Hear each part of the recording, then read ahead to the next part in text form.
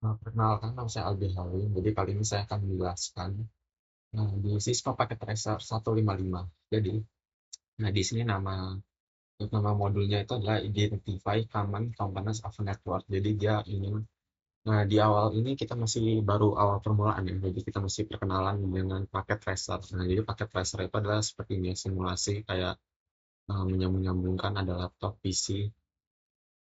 Kemudian di sini ada part satunya. Kita di sini disuruh untuk list the immediately device kategori. Jadi kita disuruh disuruh mengecek kategori-kategorinya. Jadi yang pertama ada intermediary device ya. Intermediary device itu adalah perangkat perantara membantu mengirim data dari satu perangkat ke perangkat lain. Kalau di sini itu contohnya adalah seperti router. Ini ada router, ya. Kemudian ada switch. Nah, ini switch.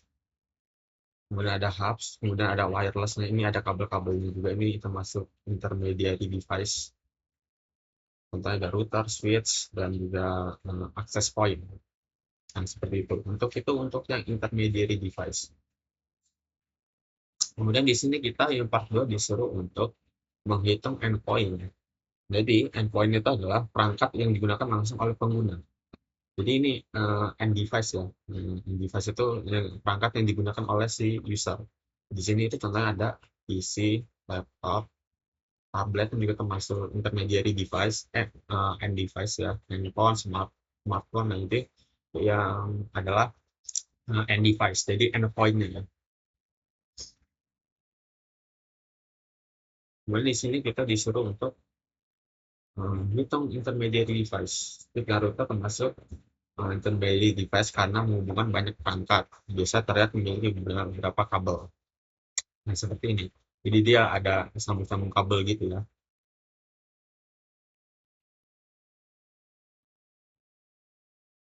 Seperti ini. Kemudian kita masuk ke part 2, yaitu explain the purpose of the device. Di sini ada bagian A. Bagian A itu adalah bayangkan seperti analoginya seperti restoran. Ada klien. Klien itu adalah pelanggan. Server itu dapur. Pelanggan meminta makanan, kemudian dapur menyiapkan makanannya dalam jaringan. Kemudian masuk fungsi dari intermediary device yang tadi saya bahas itu. Contohnya itu dia fungsinya itu minimal dua fungsi. Fungsi satu itu untuk menentukan jalur data. Kemudian yang kedua adalah menghubungkan perangkat.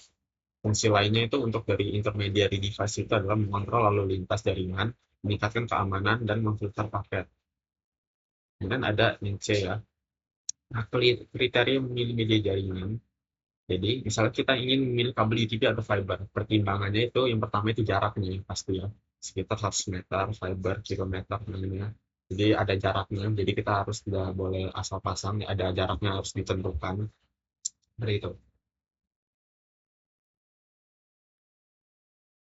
Kemudian ada part 3, ini kita masuk ke part 3. Bagian ini adalah menjelaskan jenis jaringannya. Jadi jenis jaringan itu adalah LAN. LAN itu adalah local area network. Nah, kalau WAN itu adalah wide area network atau area network yang lebih luas. Jadi LAN itu contohnya itu seperti jaringan yang lebih kecil. Entah itu di lab komputer, di lab jar, kalau di Polinela, di warnet ataupun di rumah.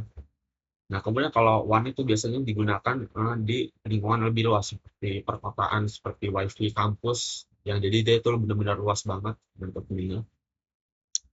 Dan B,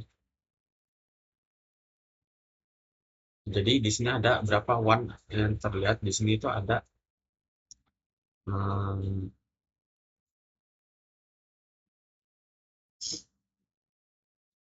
di sini sepertinya WAN-nya ada dua ya sebetulnya, jadi menyambungkan semuanya itu. Seperti itu. Kalau LAN itu dia masih seperti tiga ya. Nah ini ya.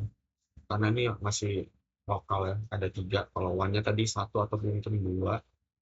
Kemudian yang D, jelaskan internet. Jadi internet itu adalah sebuah jaringan global yang menghubungkan jutaan perangkat dan jaringan di seluruh dunia menggunakan protokol TCP ataupun IP sehingga pengguna dapat berbagi informasi dan berkomunikasi. Nah ini yang E. Nah, yang itu kalau ditranslate itu jadi cara pengguna rumah mengakses internet. Contohnya itu ada kalau di rumah itu menggunakan WiFi, fiber optic, modem DSL, hotspot dari handphone, ataupun jaringan selulernya sendiri ya. Kalau dari handphone misalnya nggak pakai WiFi dari 4G ataupun 5G. Yang F ini bagi F, cara perusahaan mengakses internet. Nah, cara mengaksesnya itu antara lain adalah menggunakan dedicated fiber, micro ethernet, dan juga VPN. Kenapa menggunakan seperti itu? Karena membutuhkan koneksi yang lebih cepat dan stabil dibanding pengguna rumahan. Nah, mungkin itu segitu saja untuk yang masih 155 paket tracer ya. Jadi ini masih benar-benar awal banget kita perkenalan dengan paket tracer. Oke, terima kasih telah menyaksikan. Sebelumnya perkenalan nama saya Aldi Halim, tadi lupa untuk perkenalan.